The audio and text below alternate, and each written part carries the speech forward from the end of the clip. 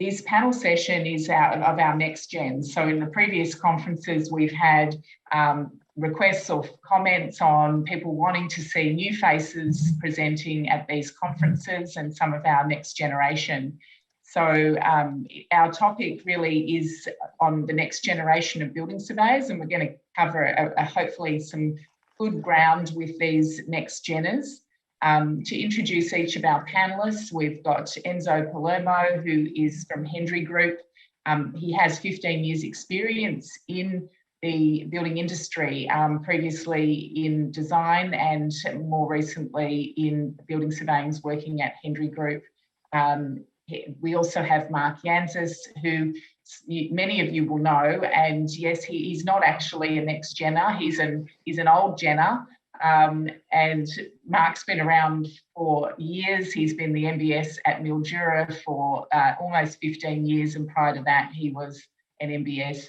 Sorry, not an MBS. He worked at Melbourne City Council. He's had a range of other roles as well along the way, including some experience with the fire brigades and so forth.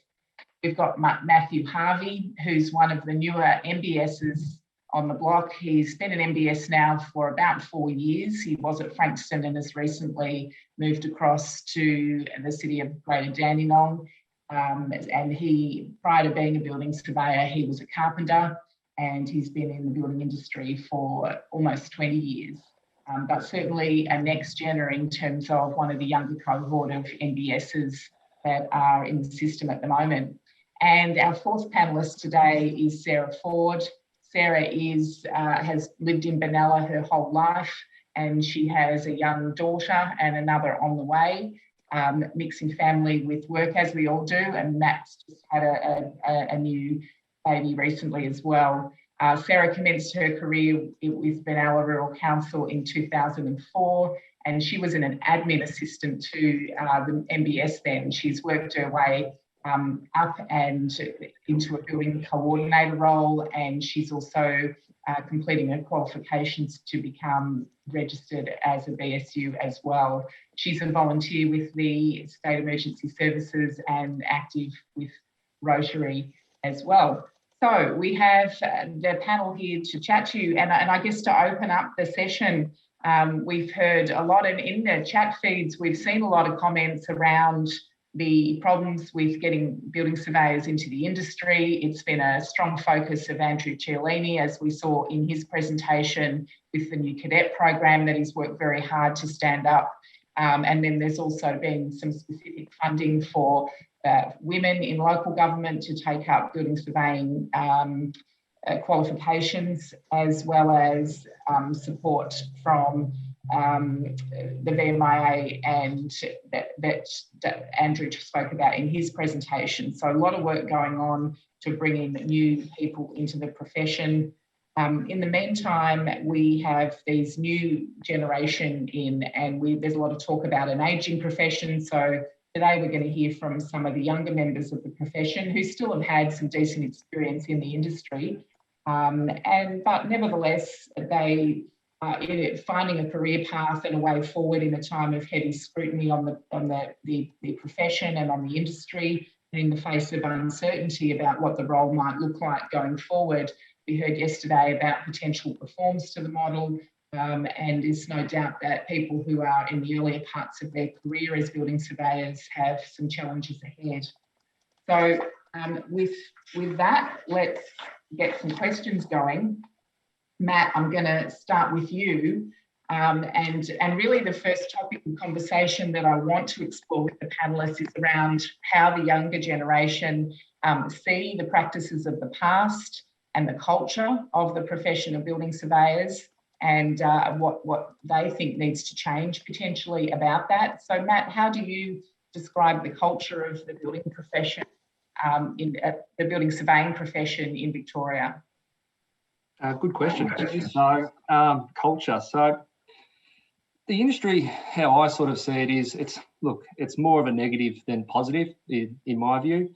Like within the issue occupancy permits, a lot of people find that's a bit of stop in the process, getting building permits, occupancy permits. Within council, where we're issuing enforcement, we're taking people to court. It's negative. The cladding issues, we hear it in the news. Building surveyors done this wrong, or non-compliant buildings. So we're hearing a lot of negativity with the industry as a whole. My sort of feeling, I want to see some more positive stories. Seeing a building surveyor who's come from the Women's Building Survey program, moving up to a building surveyor, to an MBS, hearing those stories, hearing those sort of things. We hear the stories as well with there's the regulator, the VBA, they do this, and then the MBSs are doing this, and the privates are not getting things right. In my view, that has improved. I know with my patch it has improved, but sort of seeing, trying to work together as a profession and seeing change, and we talk about a lot. We talk about a lot, and ever since I've been in industry, we talk about these issues, but I want to see change, and that's one of the things that I want to see. There's a lot of passionate people in this industry, and I believe that with positive mindset, we can actually make some change. Sarah, do you agree with Matt? How do you see the culture? And Matt's talked about that it tends to be a profession that is shrouded in negativity, just in the nature of the role and in the scrutiny on the industry, where building surveyors seem to be a bit of a focal point at times. Do you agree with that? And how do you think you'd like to see change? Yes, I would agree with that. There seems to be a lot of negativity out there for building surveyors, and you sometimes find myself thinking, oh, do I really want to progress through this? Because it just seems all I'm in for is headaches and getting into trouble. But what I'm seeing a lot more now, that after I've been in the industry for a while, is that more collaboration between all the building surveyors. And I'd like to see privates and council building surveyors sort of working together along with builders, the VBA and everybody else. Because I think if we all sort of have a united approach, work together, support each other, then that's going to be the way forward to create a very positive environment and get rid of any negativity between fellow building surveyors. Enzo, would you like to comment on that? What suggestions do you have for changing culture and providing more positive context in which to be a building surveyor? Yeah, as far as changing the culture, I'd just love to see a more positive message from, I guess, the leaders within our profession. Over my time in the industry, there's definitely a message or perception out there that the environment we find ourselves in is a result of legislative failure. But in my working experience, it doesn't seem evident. It's more of the fact that the rules are in place, and that the problem lies with a small percentage of professionals within the sector who may not necessarily go about applying those rules in a way that would be considered appropriate, for lack of a better word, by the profession. As far as like other observations, I've kind of observed a culture of like siloing and deflection. So I think industry and people within it have started talking about, or have been talking about for some time, a desire to be more collaborative and more transparent with their processes. With that, I don't think it's just the community that would benefit from that, but I think the profession will benefit from that. So the fact that we're talking about collaborating more, the fact that we're talking about transparency, the fact that we're talking about sharing information, I think these are all going to lead to an inevitable better culture for the profession. And I guess that's what leaves me so optimistic about the future of building surveying and the role that we play in the community. Thanks, Enzo. Mark, I want to bring you in here as not necessarily a next genner, but as a current generation and someone with a lot of experience. Do you agree, Enzo used the word deflection there, do you agree that there's a culture of deflection or a propensity to deflect? And Do you think that building surveyors take adequate responsibility for their part in the current state of consumer confidence in the building in the building industry? It's a good question. Where I come from in Mildura, the first thing I did when I got there is I never ever wanted to have an us and them approach. We're all building surveyors, we're all got the same legislation, we're all battling the same things. And when I talk to building surveyors, municipal, private, there's a couple of things that come up. We talk about legislation, staff and all that type of thing. But to lump it all on the building surveyor, with the amount of documentation that we've got to battle with every single day, I'll defend the building surveyors, not to the nth degree, but there is certainly more out there doing good than bad. We're all gonna make bad decisions, or we're all gonna make incorrect decisions because of the amount of legislation we've got to get our heads around. You've got an act, you've got regulations, you've got 2 volumes of the BCA, you've got a guide, you've got 200 Australian standards, and all the other legislation. I don't know of any other regulatory body that puts all that on one person, whether it be the MBS or the permit issuing building surveyor. Chuck in or throw in the amount of guidance we get from the Australian Building Codes Board and the VBA. Deflection, it's a different world. What I hope happens in my offices, and what I've always said to my boys, I said, well, the people in me, I said, if you've made a decision that you don't think's right, come and talk to me about it and we'll resolve it. Or I'll deal with it in a way where I take it to management and make sure that they're aware of the problem. And every manager I've worked with has applauded that, because they don't get blindsided by someone in the community or blindsided by your client.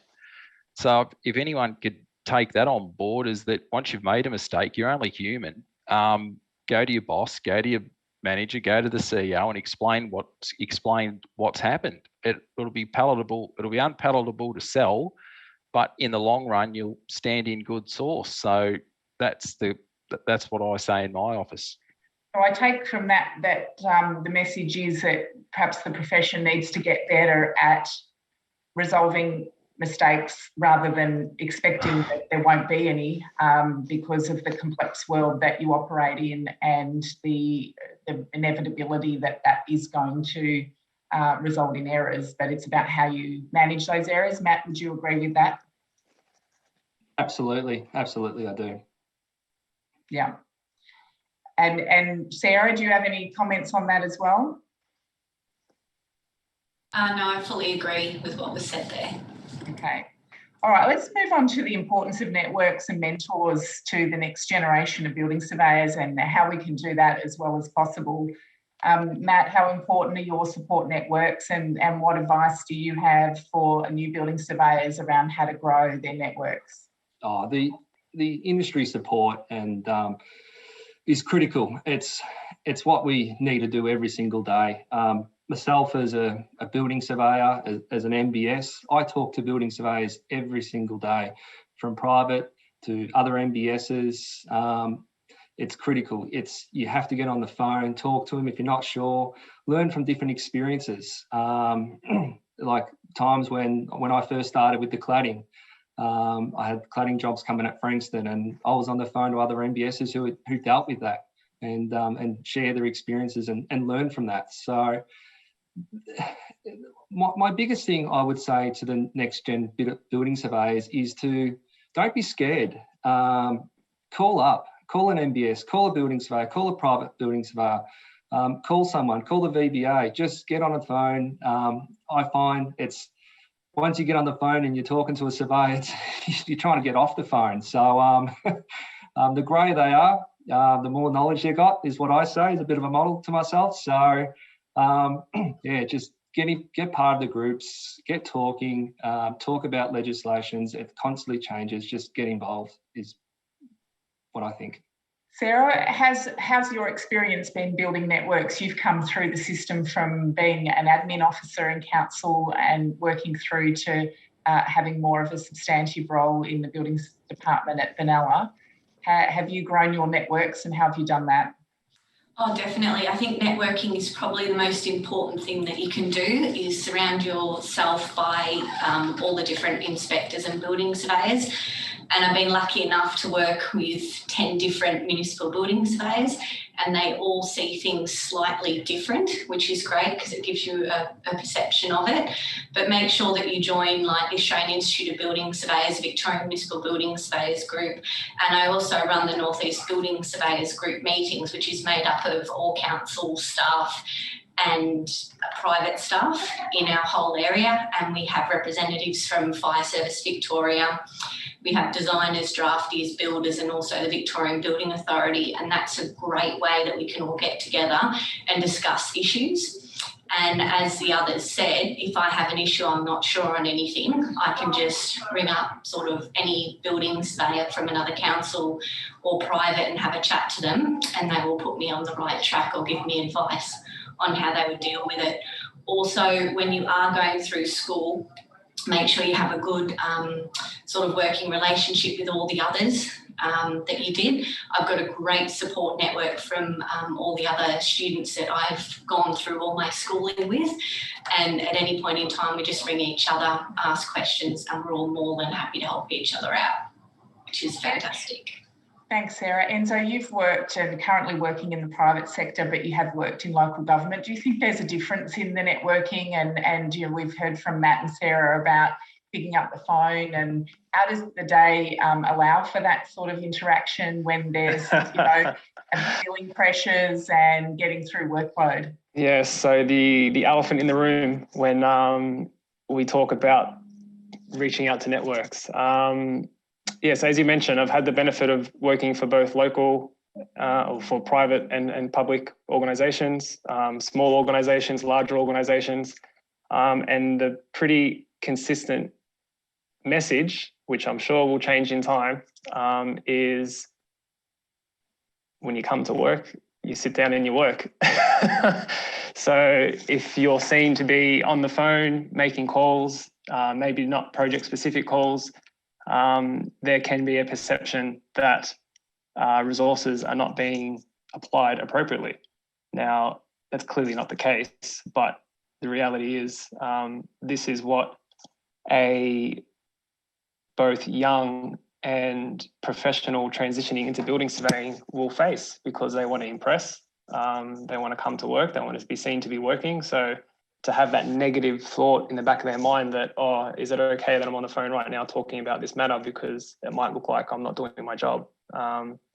That's something that I think managers and organisations need to be aware of, so that their staff and the profession can, or the emerging people within the profession can have the confidence to pick up the phone and make that call. Because I totally agree with everything that's been said. Networks are critical. You know, I put them in the same category as mentors. You know, they help bridge the gap between the academic and theoretical side of our profession into the real world and the practical side of what we do. So yeah, all for networks, all for mentoring, all for the shared learning, sharing of information. But, you know, the stigma of coming to work and sit in the chair and, you know, smash out the permits, smash out the reports. Just kind of need to have a more holistic approach, I think.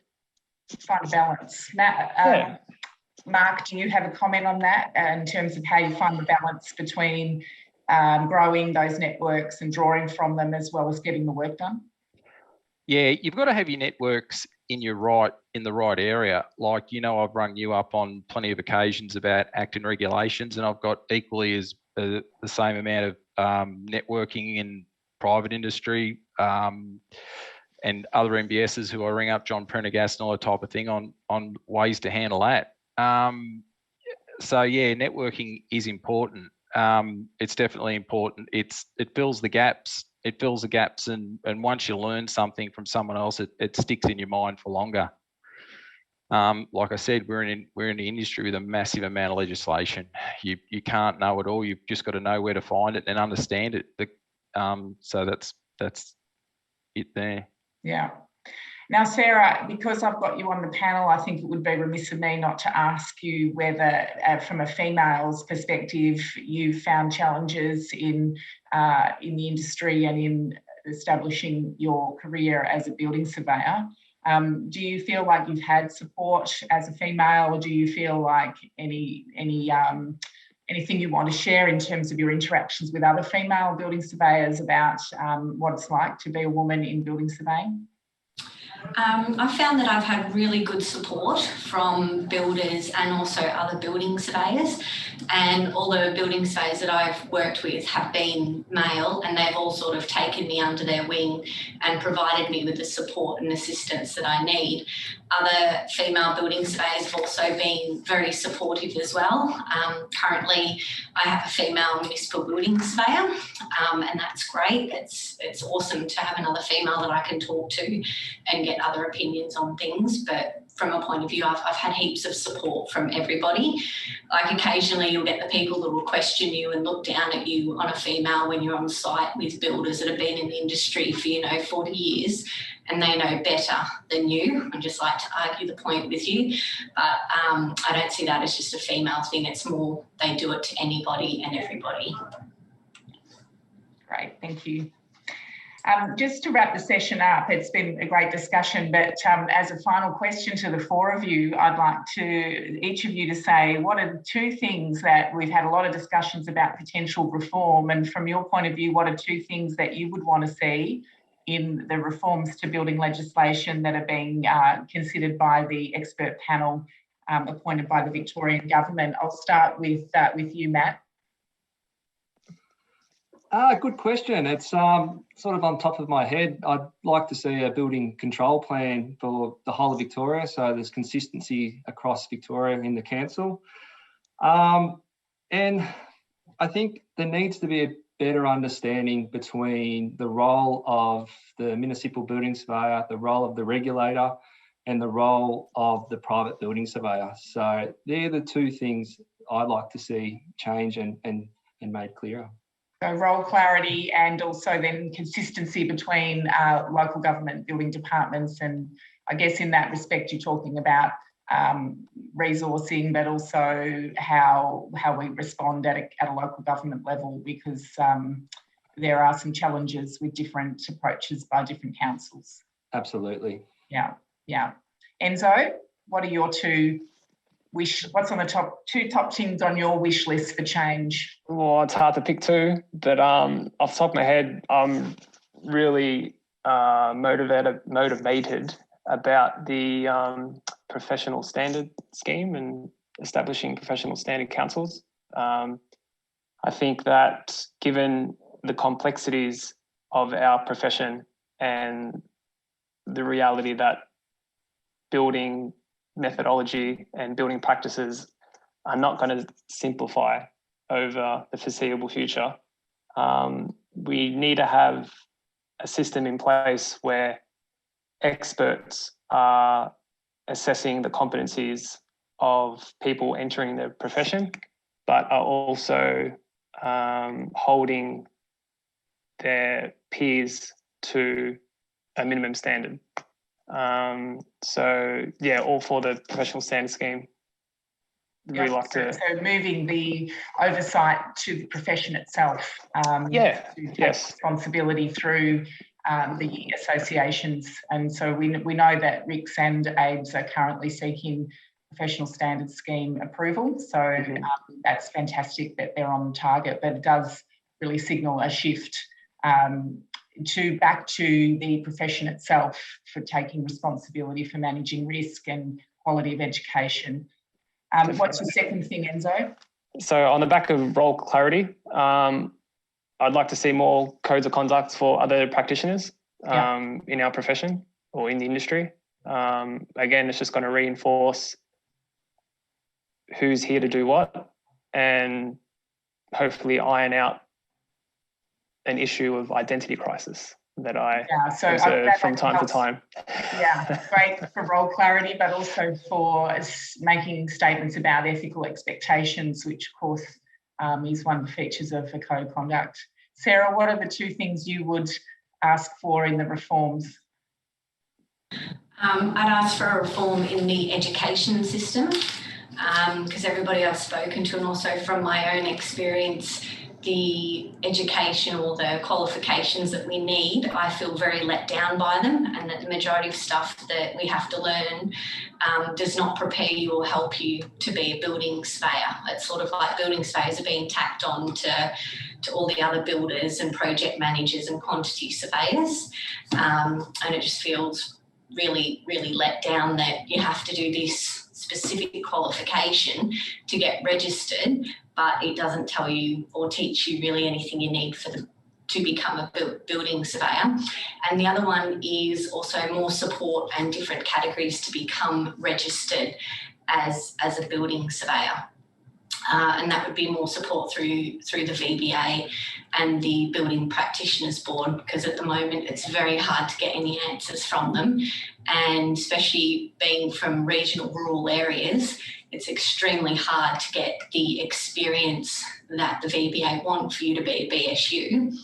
And then they won't accept other qualifications from other states, and there just seems to be roadblocks everywhere. So it would be good for them to actually look at different registration categories, or sort of more so helping people get to that next level. Great, thank you. And just to finish off then, Mark, I'm going to give you an opportunity. We do have to wrap it up, but what are your two messages for the expert panel on what needs reform? Look, I think from a rural municipality point of view, we are struggling. We can get the education to the staff, but the experience from a BS, from Building Surveyor Limited to Building Surveyor Unlimited, is extremely difficult. I don't have any 25-metre buildings of ineffective height in Mildura, and I don't have the building stock to do that. And yes, we're going to create a cadetship program, and that's good.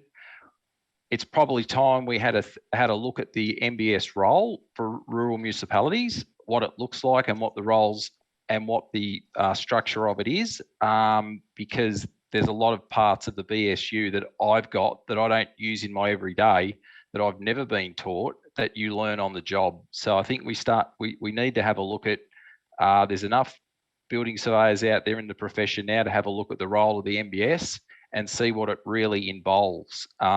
And get some clarity that way. And then I think that'll help out people like Sarah and myself who want to have a succession plan in their office, but I can't have a succession plan in my office at the moment now because someone's going to have to move away, or I'm going to have to attract another Building Surveyor Unlimited, and they're just not out there. Okay, a second one, last, but 1 minute for your second thing. Yeah, no, just in the rural settings, if we could sort out the practitioner process, we could get people from local community to work through an industry and come into the building surveying role. And a lot of people want to stay in their own town. A lot of people don't want to go to Melbourne and learn multi-storey buildings. I found it extremely rewarding, but not everybody wants to do that. And I think now at the moment, if you really have a look around and have a look at the amount of councils that are sharing MBS roles, I think the point's got a fair bit of validity to it. So we need to really start having a look at that role as well. Thanks, Mark. And just on that note, I'll pick up on something that Sue said early yesterday in the conference, and that is that there's been a significant uplift of building permits being issued in regional Victoria. We've heard a lot in the news about people moving outside of Metro Melbourne as a result of COVID or for whatever reason. So I think the needs of the communities in these areas are going to increase, and that does put a lot more pressure on the issues that you're advancing there. So thank you to the 4 panellists for being involved. That was a fantastic session, and thank you very much. We'll move on to the next session.